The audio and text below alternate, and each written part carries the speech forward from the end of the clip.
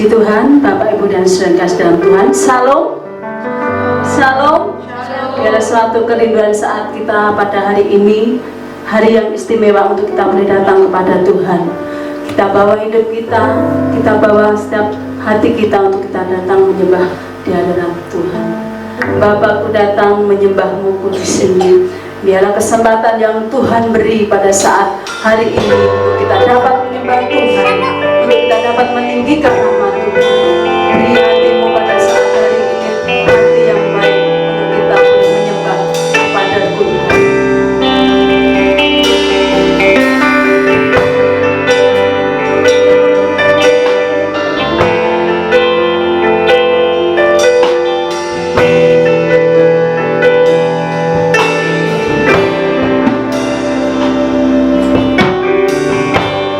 Bapakku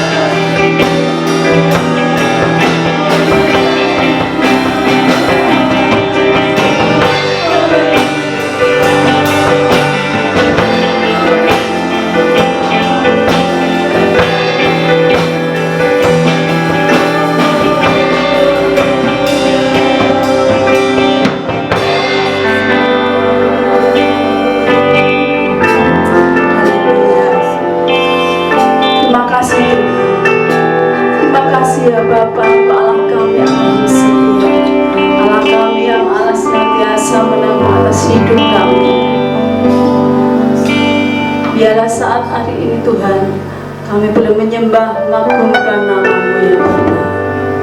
Karena Engkau bersemayam atas hidup kami pada saat hari ini. Perlindungan-Mu boleh Kau nyatakan di dalam setiap hati kami. Kekuatan-Mu boleh Kau berikan bagi setiap hati kami pada saat hari ini ya Bapa. Syukur hanya bagi-Mu Tuhan. Biar Engkau menghiasi setiap hati kami ya Bapa. Kami ada karena anugerah-Mu, kami ada karena kemurahan-Mu.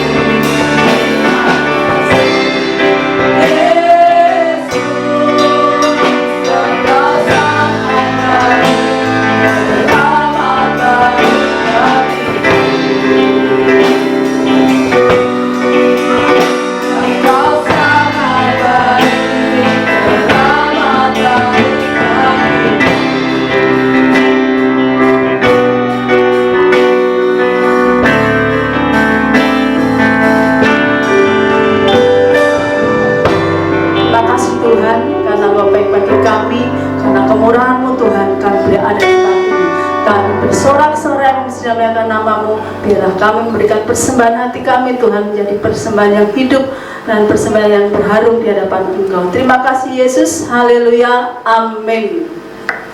Salam Bapak dan Saudaraku. Shalom. Salam. Shalom. Ada sukacita pada saat hari ini. Amin. Kita yakin percaya, kita tetap sukacita karena Allah senantiasa memberikan sukacita dalam setiap kehidupan kita. Telah tiba saatnya Tuhan memulihkan umatnya. Tuhan akan memulihkan setiap umat-umat Tuhan yang senantiasa berharap dan percaya akan Tuhan. Telah tiba saatnya Tuhan memulihkan umatnya.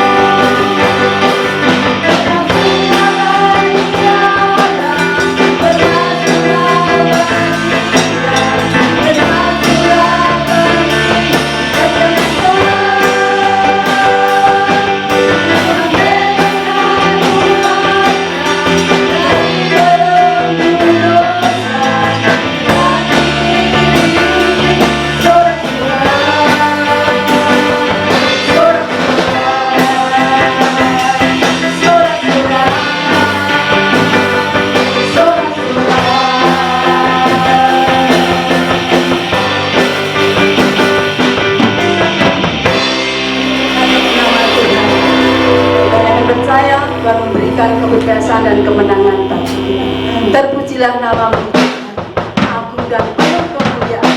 Satu-satunya penebus adalah Yesus Kristus, Allah kita yang berubah.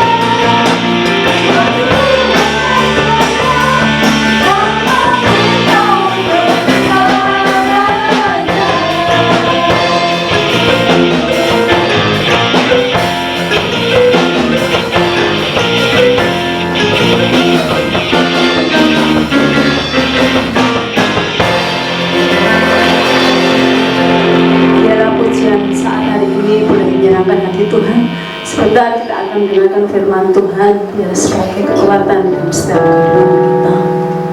Kita akan persiapan hati kita untuk diisi oleh firman Tuhan, untuk diisi oleh kebenarannya. Biarlah firman Tuhan memberikan kekuatan bagi kita.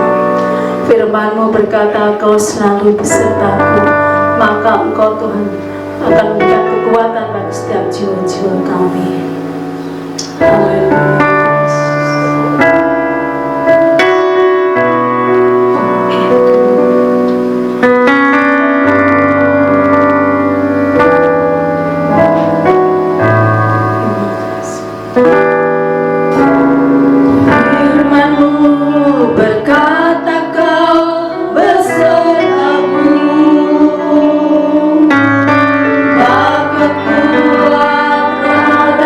Jiwa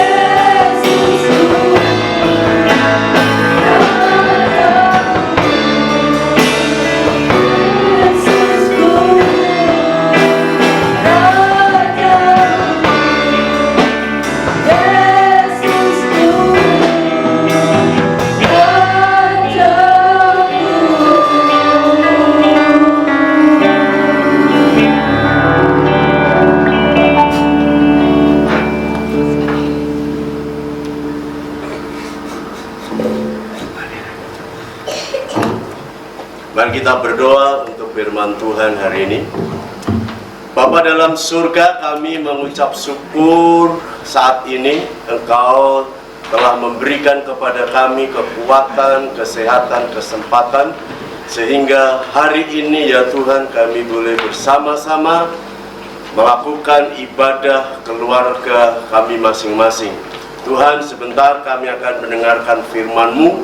Urapi hamba-Mu menyampaikan kebenaran firman-Mu dengan kuasa yang asalnya dari Roh Kudus, sehingga firman yang kami dengar saat ini ya Tuhan memberi kekuatan, memberikan peneguhan iman kami di dalam menghadapi situasi saat ini.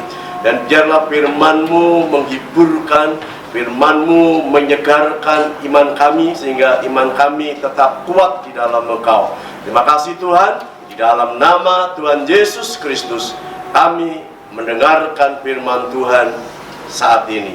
Haleluya. Amin. Salam. Selamat berjumpa di dalam ibadah pada hari ini. Kita berterima kasih kepada tim pemuji yang melayani hari ini, ibadah yang sudah membawa kita semua menikmati hadirat Tuhan, menghantar kita untuk bersama-sama dengan Tuhan menikmati hadirat Tuhan. Bapak Ibu Saudara sekalian yang dikasihi oleh Tuhan, saat ini masih suasana pandemi COVID-19. Banyak orang yang panik, khawatir, bimbang, was-was dan sebagainya. Dan ini merupakan satu penderitaan bagi kita semua. Menjadi kesusahan yang besar bagi kita karena aturan-aturan yang tidak seperti biasanya. Kita harus beribadah bersama-sama di satu gedung gereja, kemudian kita ada persekutuan KKA, kemudian kita fellowship, makan bersama-sama, berjabat tangan. Tapi karena pandemi COVID-19 ini kita tidak melakukan seperti itu karena tidak memungkinkan. Oleh sebab itu Bapak Ibu Saudara sekalian yang dikasihi oleh Tuhan, hari ini saya akan menyampaikan masih kaitannya dengan pandemi COVID-19 ini.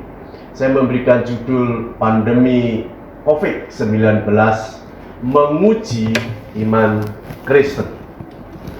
Bapak Ibu Saudara sekalian yang dikasihi oleh Tuhan, semua orang pasti merasakan dampak dari pandemi COVID-19 ini. Karena virus corona telah dinyatakan sebagai pandemik secara global yang melanda seluruh dunia ini. Menurut orang Kristen, apakah pandemi COVID-19 sebagai ujian atau sebagai cobaan atau sebagai tantangan supaya orang Kristen lebih maju lagi di dalam iman, atau sebagai cobaan? Tetapi negara kita Indonesia telah menyatakan pandemi COVID-19 sebagai bencana nasional non-alam.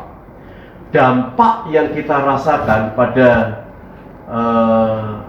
sisi kehidupan kita, ya, mempengaruhi tatanan di bidang ekonomi, di sosial, di psikologi, dan sebagainya.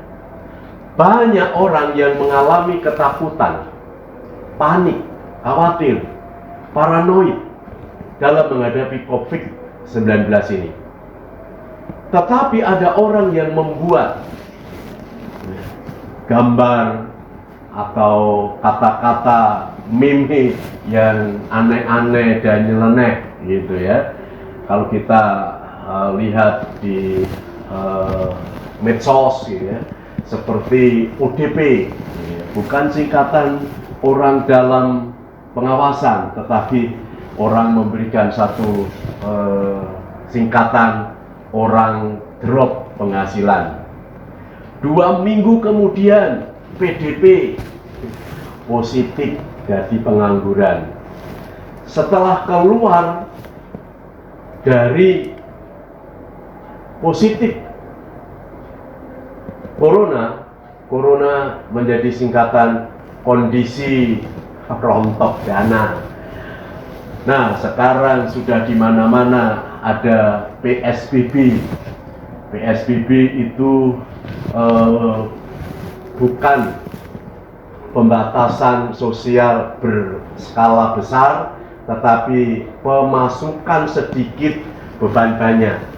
Lama-kelamaan menjadi MPP. Apa MPP?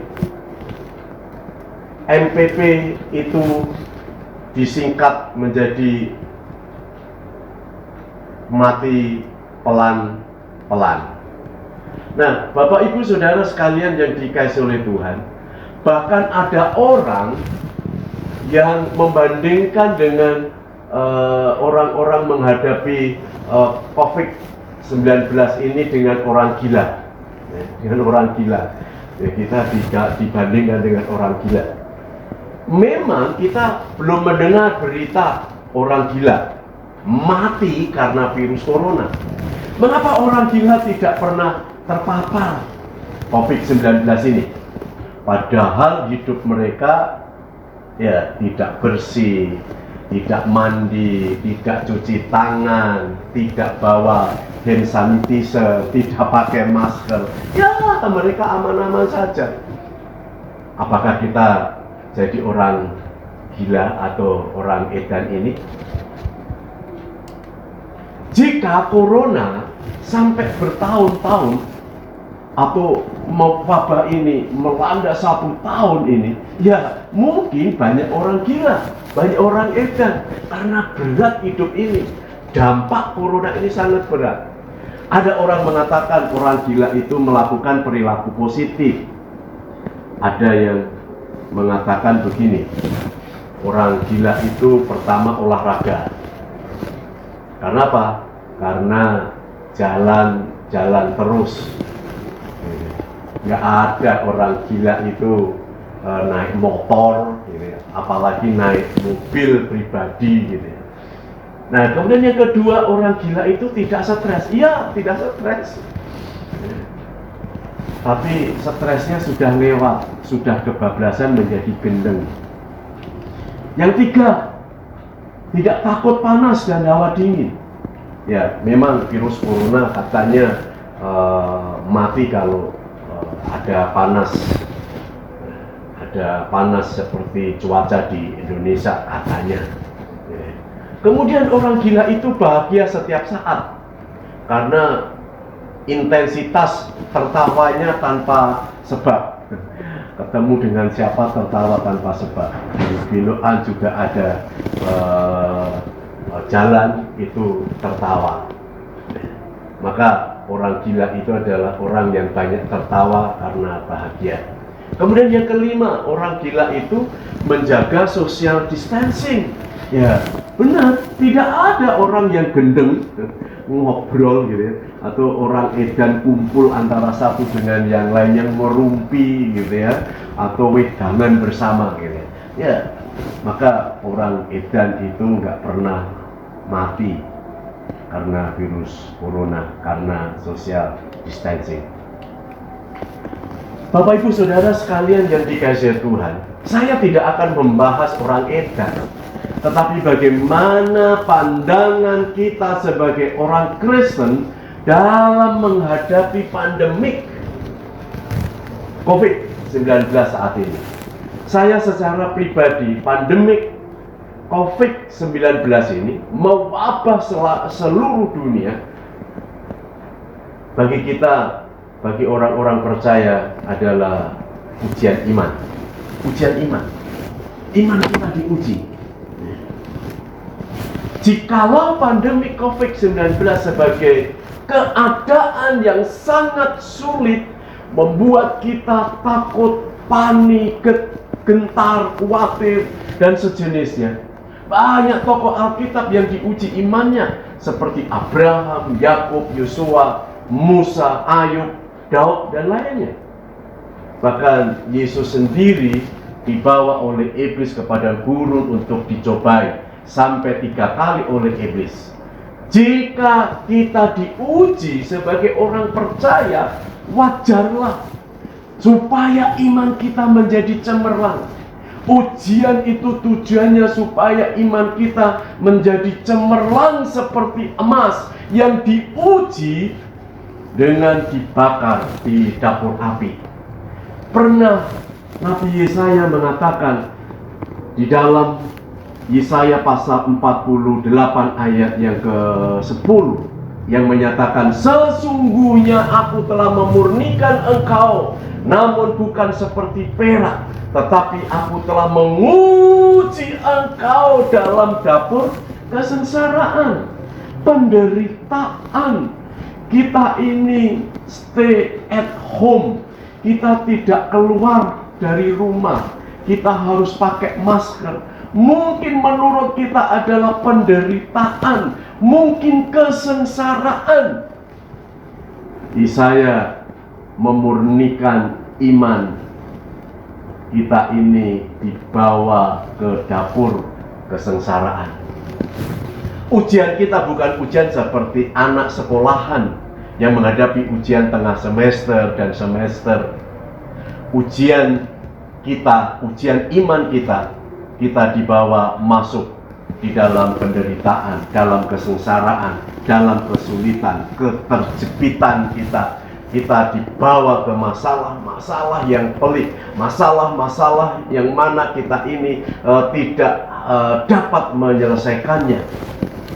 Bapak, Ibu, Saudara sekalian yang dikasihi oleh Tuhan, kita akan melihat seorang tokoh dalam Alkitab yang mengalami ujian yang berat, tetapi ia tetap tegar dalam menghadapi ujian kesengsaraan dan penderitaan, yang akhirnya tokoh Alkitab ini diberkati Tuhan dengan luar biasa, diberkati dengan limpahnya, karena dia tahan di dalam ujian, di dalam kesengsaraan, masuk dapur kesengsaraan.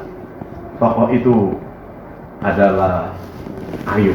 Mari kita akan melihat bagaimana kehidupan Ayub, dampak penderitaan Ayub yang diterimanya. Ada beberapa sisi kehidupannya yang diuji. Habis-habisan Ayub ini diuji. Yang pertama, Ayub mengalami ujian ekonomi. Seluruh kekayaan Ayub yang telah dikumpulkan Ayub bertahun-tahun musnah dalam waktu sekejap mata. Ayub memiliki 7.000 ekor kambing domba, mati semua. Memiliki 3.000 ekor unta, musnah. Memiliki 500 pasang lembu, hilang. Mempunyai 500 keledai betina, hancur. Dan budak-budaknya dalam jumlah yang sangat besar, sehingga orang yang terkaya yang disebutkan dalam Alkitab dari semua orang yang ada di sebelah timur menjadi miskin sekejap. Semua kekayaannya hilang. Adakah kekayaan kita yang hilang saat kita ini menghadapi pandemi kali ini? Ya, mungkin kita tidak dapat menambah tabungan di bank atau uang kita, tetapi ya, pandemik ini malah kita berkurang uang kita yang ada di tabungan. Dalam keadaan yang seperti ini kita masih bisa bekerja, ini merupakan anugerah Tuhan. Kita masih bisa makan dengan baik. Ujian yang kedua adalah ujian keluarga. Keharmonisan rumah tangga Ayub juga hancur ambyar dalam waktu yang singkat semua anak-anaknya mati dan istrinya meninggalkan Ayub sendirian.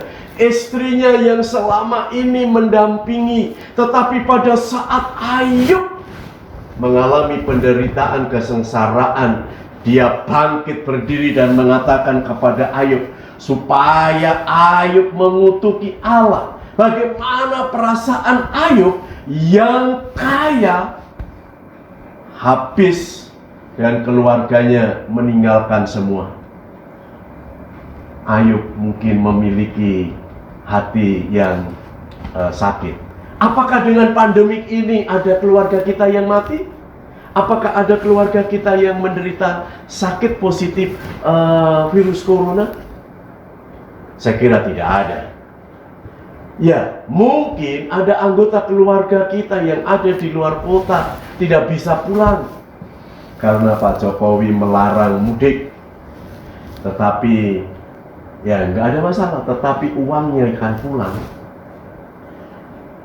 Keluarga kita sekarang ada di rumah semua dengan aturan yang ada, bekerja di rumah, belajar di rumah, bahkan kita masih juga bisa beribadah di rumah karena kita ini harus stay at home.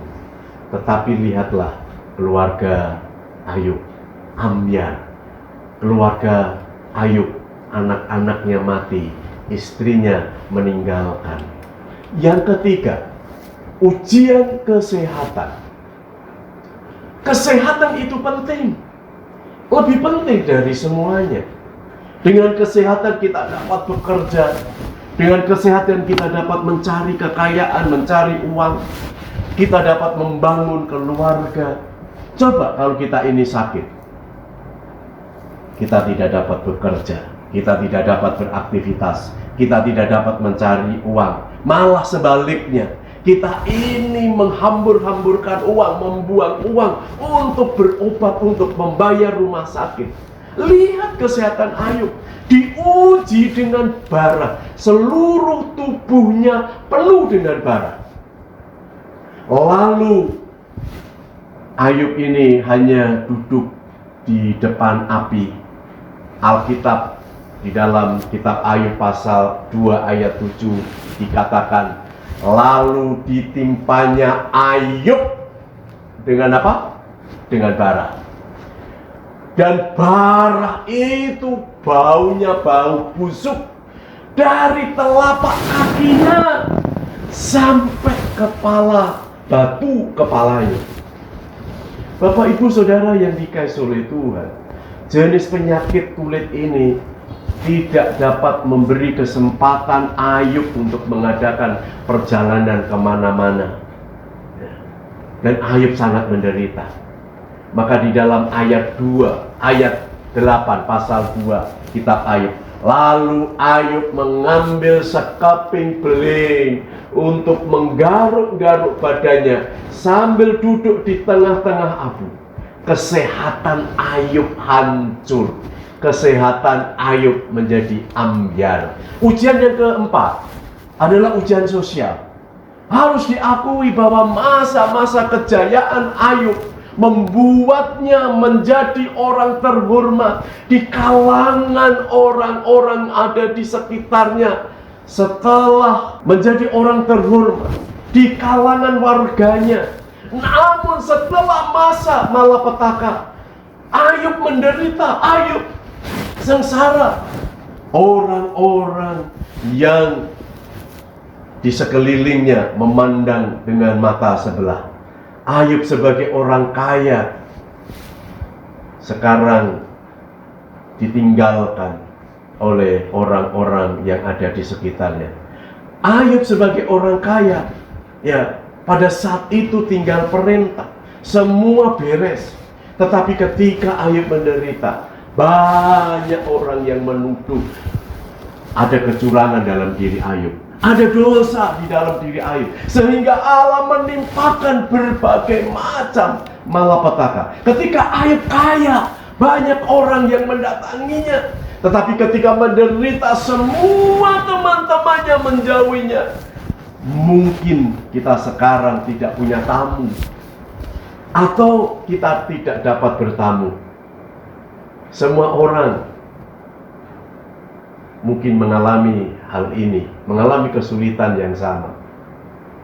Bapak Ibu Saudara yang dikasihi oleh Tuhan, kita mengalami seperti ini tidak sendirian. Semua mengalaminya, semua menerima pandemi, dampak pandemi COVID-19 ini. Bahasa Jawa, kita ini orang Ijeni. Bapak Ibu Saudara sekalian yang dikasihi oleh Tuhan, ujian yang kelima adalah ujian mental. Secara mental Ayub mengalami kekacauan, dan di dalam hatinya Ayub bertanya, mengapa penderitaan ini aku alami? Mengapa penderitaan ini menimpa pada diriku? Apakah aku berdosa? Apakah aku bersalah? Mengapa Tuhan Engkau menghukum aku sehingga penderitaan ini berat aku alami? Secara mental Ayub bertanya kepada Tuhan, mengapa dirinya menerima penderitaan seperti itu? Apakah karena dosanya? Apakah karena kesalahannya? Dalam Alkitab Ayub pasal 1 ayat 1 dikatakan, Ayub adalah orang yang saleh, dan Ayub adalah orang jujur. Ayub adalah orang yang takut akan Allah, dan Ayub menjauhi segala kejahatan. Bapak Ibu Saudara sekalian yang dikasihi oleh Tuhan, secara mental dan emosional Ayub sangat stres dalam menghadapi penderitaan, kesengsaraan, sakit penyakit ini. Sebab dalam waktu yang singkat hidupnya yang bahagia, hidupnya yang penuh dengan kaya raya, hidupnya yang tenang, hidupnya yang damai, hidupnya yang menyenangkan, begitu berubah dengan cepat. Hidupnya menjadi kacau balau. Semua hartanya habis, anaknya mati, istrinya meninggalkan, teman-temannya meninggalkan. Secara mental dan secara emosional Ayub mengalami kacau balau, ambyar. Ujian yang keenam adalah ujian rohani. Bapak Ibu Saudara yang dikasihi oleh Tuhan, kekuatan yang terakhir dari Ayub adalah kerohaniannya, spiritualnya, di mana Tuhan yang bersemayam di dalam hati dan jiwanya. Selama ini yang diajak berdialog yang intim, Ayub yang bersama-sama dengan dirinya, Ayub yang bersama-sama dengan hadirat Allah. Tetapi ketika Ayub bertanya, Tuhan berdiam diri dan tidak memberi jawaban, dan Tuhan tidak memberikan reaksi sedikit pun kepada Ayub. Apa yang dilakukan Ayub kepada Tuhan? Padahal ini adalah satu-satunya harapan Ayub, hanya berharap ada jawaban dari Tuhan. Karena tidak ada jawaban, maka Ayub ingin mati saja. Sebenarnya Tuhan harus memberikan jawaban, Tuhan harus memberikan solusi. Tetapi ketika Ayub bertanya kepada Tuhan, Tuhan berdiam diri. Maka Ayub putus asa. Putus asa. Sehingga dia mengatakan di dalam pasal 17 ayat 15 sampai 16, sehingga aku lebih suka dicekik dan mati daripada aku menanggung kesusahanku. Aku sudah jemu, aku tidak mau hidup untuk selama-lamanya. Biarkanlah aku, karena hari-hariku hanya seperti hembusan napas saja. Hidup rohani Ayub menjadi hancur, ambyar.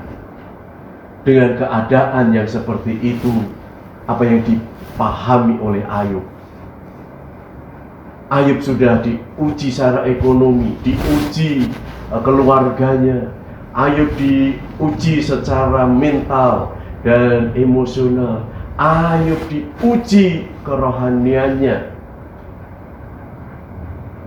Sekarang bagaimana Ayub memahami ujian penderitaan, ujian kesengsaraan, ujian sakit penyakit yang sudah menghabiskan kekayaannya, anak-anaknya, istrinya meninggalkan, teman-temannya menjauhinya.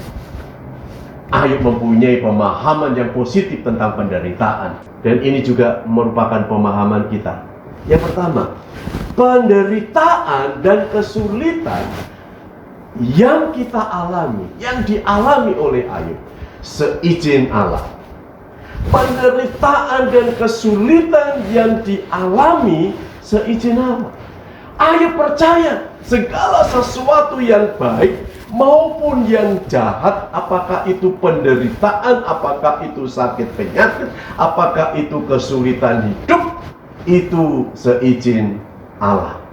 Maka ketika Ayub diuji oleh Allah, semua diambil oleh Allah, Ayub datang kepada Tuhan dengan mengucap syukur, dan dia mengatakan, dengan telanjang aku keluar dari kandungan ibuku, dan dengan telanjang juga aku akan kembali ke dalamnya. Tuhan yang mengambil, karena Tuhan yang memberi. Terpujilah nama Tuhan. Semua yang terjadi di bumi dan yang diterima oleh manusia sebagai ciptaannya, semua seizin Allah. Termasuk kesulitan, penderitaan, sakit, penyakit, itu juga seizin Allah. Kita sebagai manusia kadang-kadang hanya mau menerima yang baik saja, tetapi tidak mau menerima yang buruk. Ketika istri Ayub datang kepada Ayub, kemudian menyuruh supaya Ayub menyangkali Allahnya, Ayub memberikan jawaban kepada istrinya. Apakah kita mau menerima yang baik dari Allah, tetapi kita tidak mau menerima yang buruk? Itu tertulis di dalam Ayub pasal 2 ayat yang ke-10. Yang kedua, pemahaman Ayub tentang penderitaan, tentang kesengsaraan, tentang sakit penyakit. Kehidupan manusia adalah suatu pergumulan. Hidup manusia adalah pergumulan. Sejak awal manusia diciptakan, manusia hidup adalah pergumulan. Ketika Adam jatuh dalam dosa, bergumul bagaimana untuk mendapatkan makan, harus memeras keringat, mencangkul kebun untuk mendapatkan hasilnya. Hawa berjuang, bergumul untuk melahirkan anaknya dengan rasa sakit melahirkan. Kain untuk hidup harus berkebun dan bertanam sebagai petani. Demikian juga Habil untuk mempertahankan hidupnya, bergumul memelihara binatang piaraan. Hidup ini bergumul untuk mempertahankan eksistensi kita. Kita ini bergumul. Di dalam Ayub pasal 5, pasal 6 sampai pasal 10 mengungkapkan pendapatnya tentang hakikat hidup manusia. Manusia hidup dalam berbagai pergumulan. Hidupnya penuh dengan kesusahan. Manusia membutuhkan kekuatan untuk bergumul. Apakah bergumul untuk mendapatkan yang bahagia? Apakah kita mendapatkan kesusahan? Kita bergumul untuk mendapatkan kekayaan, tapi kenyataannya kita menjadi miskin. Kita bergumul untuk mendapatkan sukacita, tetapi kenyataannya kita mendapatkan kesusahan. Kita bergumul untuk mendapatkan damai sejahtera, tapi kenyataannya kita ini merasa dituduh. Tetapi kita harus bergumul. Apapun yang kita dapatkan, apapun yang kita terima, apapun yang kita alami, ini adalah pergumulan kita. Dalam bagian kitab Ayub ini, Bapak Ibu Saudara mengungkapkan keputusasaan menghadapi pergumulannya. Sehingga dia mengatakan, kalau bisa secepatnya mati karena keputusasaan Ayub. Ayub ini minta mati. Maka tidak sedikit orang bergumul merasa berat dan putus asa. Habislah dia kalau kita ini putus asa. Kalau kita ini cepat putus asa dalam bergumul, kita ingin mati, maka kita habis. Tetapi orang-orang yang bertahan di dalam bergumul, mereka akan berkibar, mereka akan diberkati, mereka akan jaya. Bapak Ibu Saudara sekalian yang dikasihi oleh Tuhan, pemahaman yang ketiga menurut Ayub tentang penderitaan, tentang kesengsaraan dan sakit penyakit. Ada maksud di balik penderitaan atau kesulitan. Ayub memiliki pemahaman kesengsaraan, penderitaan yang dialami. Di baliknya itu ada maksud Allah. Pernyataan Ayub dalam kitabnya, Ayub menyadari bahwa dengan penderitaan yang dialami, Allah ingin menunjukkan kuasanya, Tuhan ingin menunjukkan otoritasnya, Tuhan ingin menunjukkan kedaulatannya, bahwa semua yang terjadi karena Allah berdaulat, Allah berkuasa, Allah berotoritas. Di dalam pandemi COVID-19 ini, Allah berkuasa, Allah berotoritas, Allah berdaulat. Di balik penderitaan itu ada maksud Allah. Maka di dalam pasal 38 sampai pasal 39 dalam kitab Ayub, Tuhan bertanya kepada Ayub tentang apa yang ada di dalam pikiran Ayub. Pada saat kita ini mengalami kesulitan, mengalami sakit penyakit, menghadapi masalah, kita menghadapi pandemi COVID-19, apa yang kita pikirkan? Apa yang ada di dalam hati? Atau mungkin kita mengatakan kepada Tuhan, Tuhan, mengapa ini semuanya kami alami? Tuhan bertanya kepada Ayub, dapatkah engkau memahami rancangan Tuhan di dalam hidupmu? Manusia sering mengandalkan perasaannya pada saat mengalami kesusahan, sehingga tidak tahu bagaimana memahami rencana Tuhan di dalam hidupnya. Tuhan merancangkan banyak kebaikan di dalam penderitaan manusia.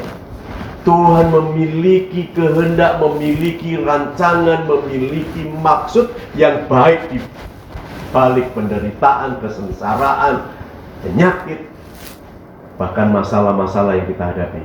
Dari sudut pandang Allah, penderitaan itu adalah salah satu cara supaya manusia menyadari posisinya di hadapan Allah.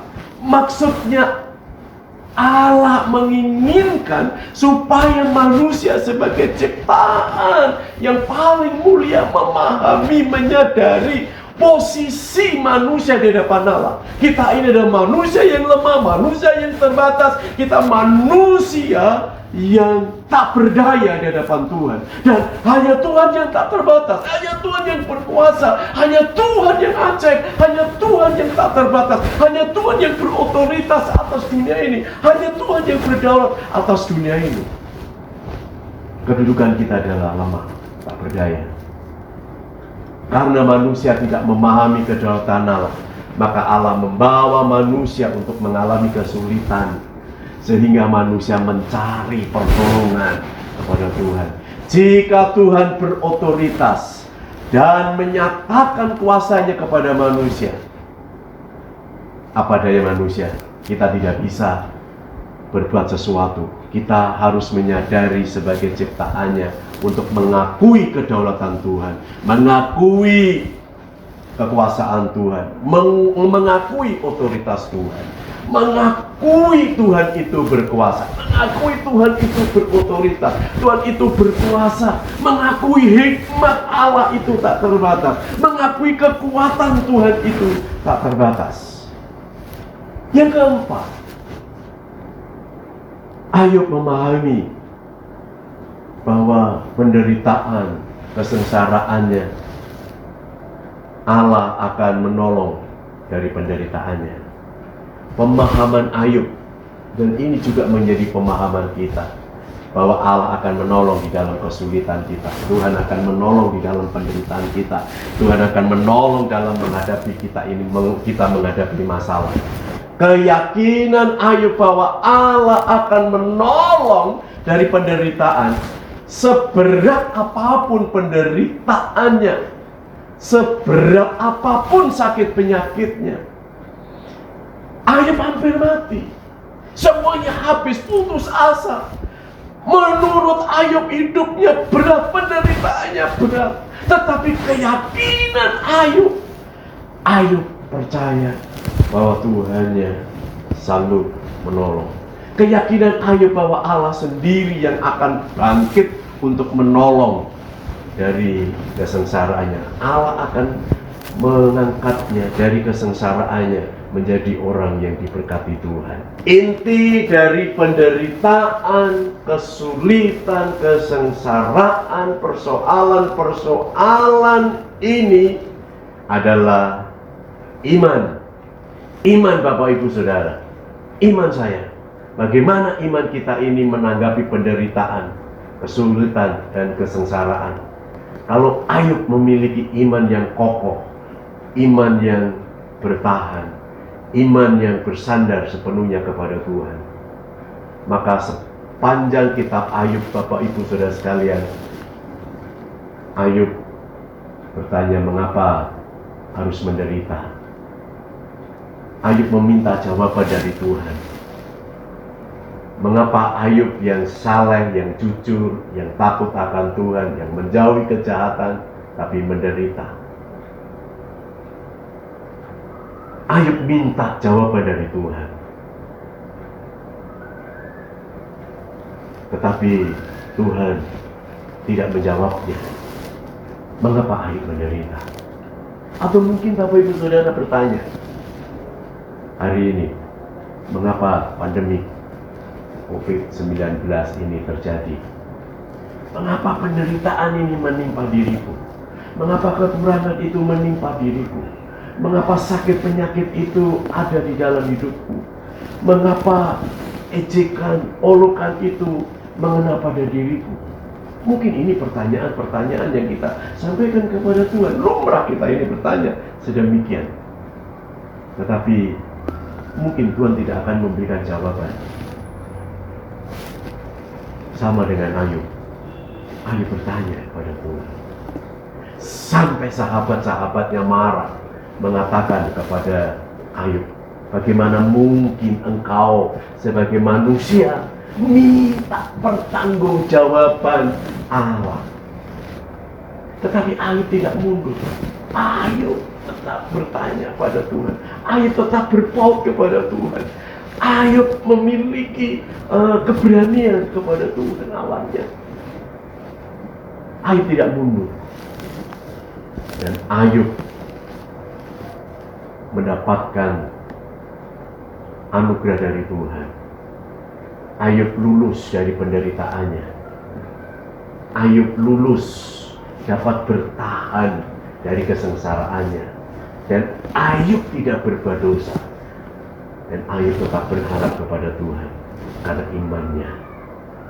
Akhir dari iman Ayub, kalau kita membaca kitab Ayub pasal yang terakhir, Tuhan memberkati Ayub 2 kali lipat apa yang telah Tuhan ambil. Amin.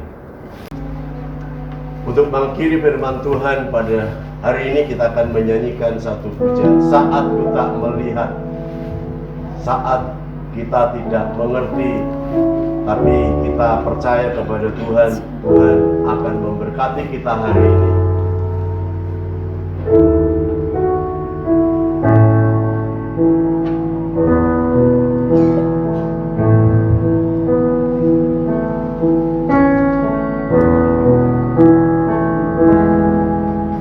Saat ku tak melihat jalanmu, saat ku tak mengerti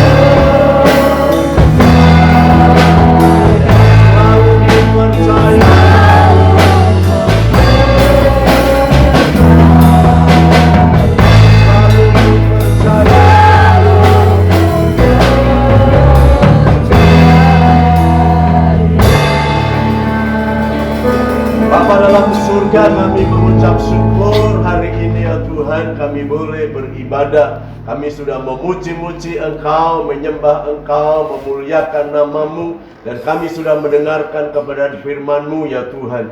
Melalui situasi saat ini ya Tuhan, biarlah Engkau tetap meneguhkan iman kami.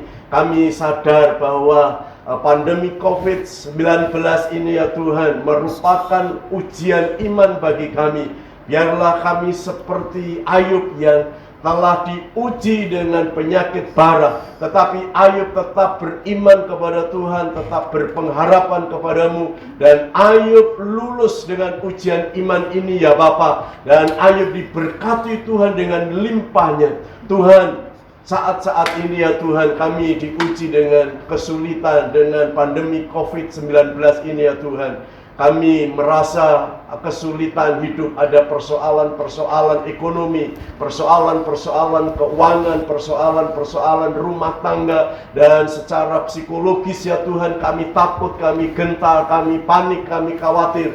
Tetapi kami percaya ya Tuhan, dengan iman kami menghadapi dengan kuat, dengan tangguh ya Bapa. Kami percaya bersama-sama dengan Engkau kami akan menang, bersama-sama dengan Tuhan kami kuat ya Bapa. Terima kasih Tuhan. Bapa dalam surga, kami berdoa untuk setiap anggota sidang Tuhan di tempat ini, gereja sidang jemaat Allah, gereja sidang jemaat Allah, jemaat Narwastu ya Tuhan. Engkau akan memberkati mereka satu persatu. Engkau akan memberkati keluarga demi keluarga. Engkau akan memberkati usaha mereka. Tuhan akan memberkati pekerjaan mereka. Tuhan akan memberkati masa depan mereka ya Bapa. Kami berdoa untuk setiap keluarga yang mengadakan ibadah, keluarga mereka masing-masing ya Tuhan. Kami berdoa biarlah berkat surga akan turun dan melingkupi setiap rumah tangga mereka masing-masing ya Bapa. Terima kasih Tuhan, terima kasih. Terima kasih Tuhan, Engkau akan memberkati mereka dengan berkat yang asalnya dari surga. Terima kasih Tuhan, terima kasih. Kita akan menyanyikan satu pujian, hamba memuji kebesaran-Mu, kemudian kita akan menerima berkat dari Tuhan. Berkat Allah adalah berkat yang indah.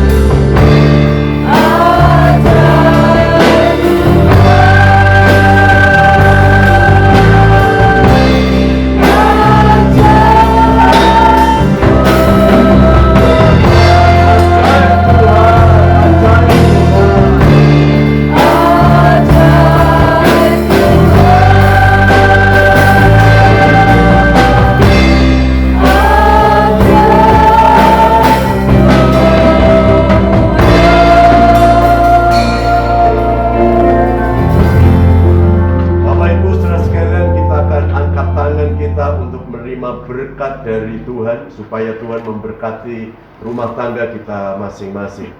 Bapak Ibu Saudara sekalian yang dikasihi oleh Tuhan, terimalah berkat dari Allah Bapa. Cinta kasih, pemeliharaan, pembelaan, pertolongan, damai, sejahtera, keberhasilan, kesuksesan, keberuntungan, kemakmuran ekonomi, kemakmuran keuangan, kemakmuran finansial yang datangnya dari Tuhan Yesus Kristus dan di dalam persekutuan kuat kuasa Roh Kudus akan melimpah-limpah di rumah tangga kita masing-masing. Di dalam dan di atas nama Tuhan Yesus Kristus kami mengakhiri ibadah saat ini. Haleluya. Amin. Tuhan memberkati.